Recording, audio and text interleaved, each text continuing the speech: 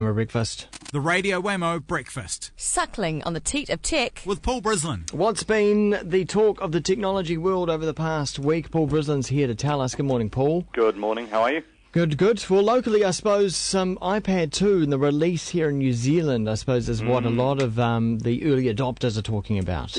Well, this is it. So from 3 a.m. this morning, you could go onto the Apple website. And there would have been people up at 3 a.m. There doing certainly that. would have been. And unfortunately, they would have struggled to figure out how to order one off the website because Apple, as is Apple's way, has not updated all of the website. So for those who are keen, what you do is you go to the website and you click on the iPad 2 logo, and then you click on Notify Me, and then when it says, or buy the first iPad from $629, you click on that, and that takes you through to the page where you can buy the iPad 2. Oh, right. Yep. That so works. once you've got that far, you then face a blizzard of options you can add on, from etchings on the back to the smart covers to would you like to buy a cable with that, sir? Then you finally get to click on the button and finally get to see the price and finally put your details in, and then it says, and we'll ship that in 2 to 3 weeks. Oh, what? Yep. So, yeah. And you can't go to there will be people who will do that because they're keen to get it, but they don't have to go and stand in the rain and queue up. So there's some kind of shortage, isn't there? They haven't been able to ship them to New Zealand to the stores. Well, who knows? Because Apple refuses to tell anybody anything, and in fact, as Gizmodo Australia's Nick Brugale says, getting information out of Apple can be more painful than the thought of pushing a nail through your eyeball. And I have to say, he's excruciatingly on the money with that. They won't say. They won't say which stores it's available in. They won't say how many units are going to be for sale here. Oddly, they've decided that the best time to start selling the iPad 2 in New Zealand is physically in a shop. It's 5 p.m. tonight. But nobody really knows which stores will have it and which stores won't. The stores themselves aren't allowed to say. Apple's partner in New Zealand, Vodafone, they won't be allowed to say what's going on. And, good luck.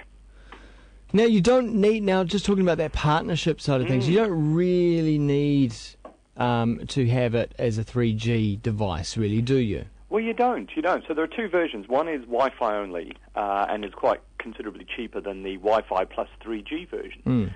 But these days, with Apple iPhone 4 and with all of the Android phones and quite a few, I think, of the Windows phones, if not all of them, you get what they call a Wi-Fi hotspot capability. Right. So you buy your phone, and your phone acts as the 3G component, and then you link it wirelessly to your iPad, and you're off and running. Yeah, works. Which is quite nice. Except, of course, it will drain your phone battery and your iPad battery at the same time, thus potentially leaving you in the dire position of trying to catch your flight with your fancy M-Pass application just as all your devices die and you're forced to go to the back of the queue, which I have seen happen. The highly sexy device just becomes a brick. And it just becomes paperweight. Yeah. Good on you. And there is some concern about a shortage of parts because of the Japanese tsunami. That's right.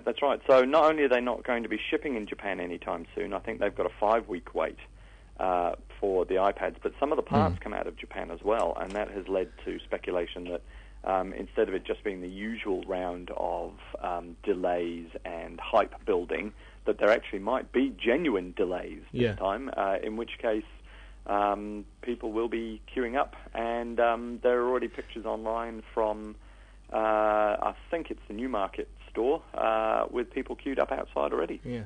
And it looks, talking about Newmarket, so Magnum Mac are rebranding today. Yeah, that's right. Magnum Mac is the retail arm. Now, a lot of people thought they were owned by Apple. They're not. They're owned by a company called Renaissance. And Magnum Mac Renaissance has had the sole distribution rights as the authorized reseller, and is now one of many authorized resellers for Apple products in New Zealand. So there is no direct Apple presence in the country, which is why you get some of these strange situations occurring where nobody knows what's actually going on.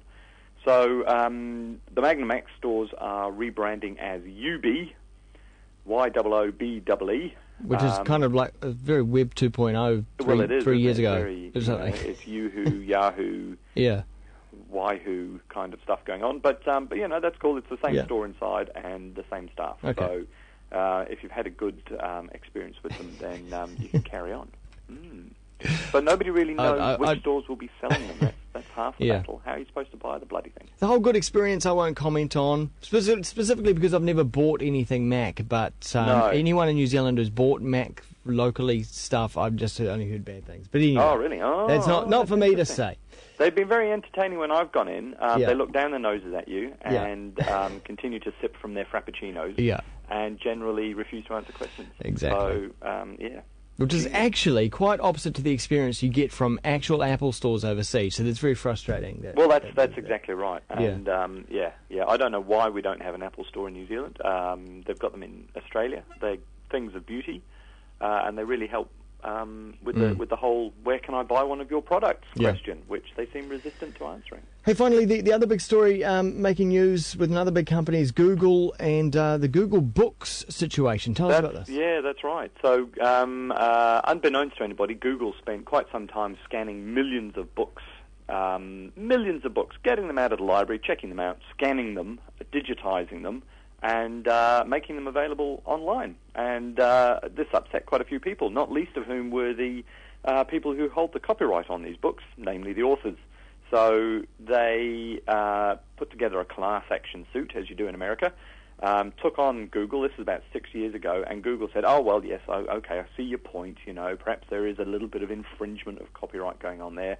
Why don't we settle? And so the deal on the table was Google would pay $125 million in royalty every year to the copyright owners of the books, and they would carry on doing what they were doing.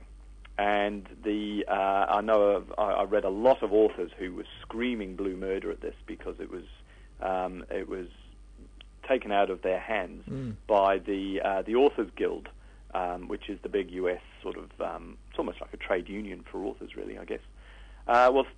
Fortunately or otherwise, a judge in the U.S. has looked at this deal and said no, you can't do that because you can't find all of the authors, and so you're holding this money for them on the basis that perhaps they'll turn up, but you actually don't know who they are.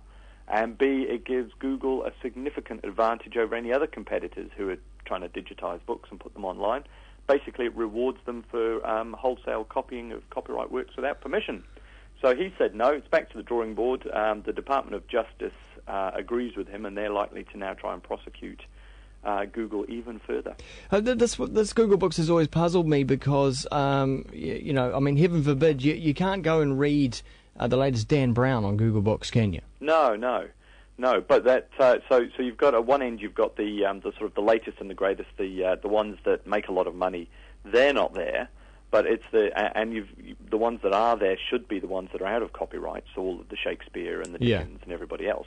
But in between, they've actually managed to pick up quite a few books that are still in copyright, but which are they haven't managed to find the authors. They haven't got permission to do any of this from anyone, and that's proving to be quite vexing.